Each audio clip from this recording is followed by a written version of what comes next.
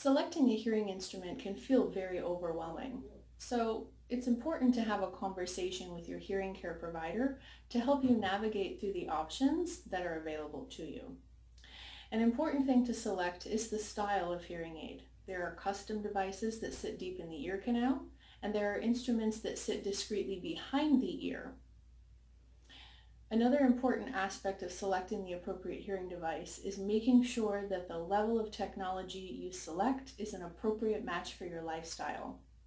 A person with a sedentary lifestyle, they're home most of the time, maybe simply watching television, their hearing needs and technology levels would vary from someone who is very active. Maybe they're on the golf course, they're still working, they're at parties, noisy restaurants. So that's an important conversation to have with your healthcare provider to make sure that you are listening to their recommendations of selecting something that will keep pace with your lifestyle.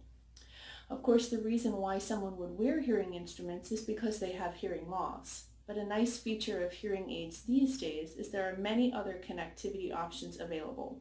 For instance, Bluetooth is very popular, allowing people to connect their phones and their tablets, even their computers and their televisions with their hearing aids so that they can hear the world around them better. Some folks have issues with tinnitus, that's ringing or buzzing sounds that you hear in the ear. Oftentimes wearing an appropriately programmed hearing instrument is sufficient to bring people some relief, but there are times when people need more. So many hearing instruments also have tinnitus masking software available, so the user can activate this if necessary to bring them some additional relief from their tinnitus. So these are just a few of the highlights that are important to consider what might be appropriate for you when selecting a hearing instrument. But really it comes down to having a good relationship with your hearing healthcare provider.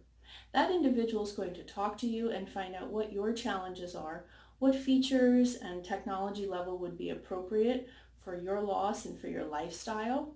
And a lot of people do not take into account that you are starting a relationship with that individual. They're going to be taking care of you for many years to come. So you want to make sure that you select someone who's knowledgeable, but also caring and compassionate, and takes the time to listen to you, have open and honest conversation about what would be best, and is going to be there to take care of you for the long run.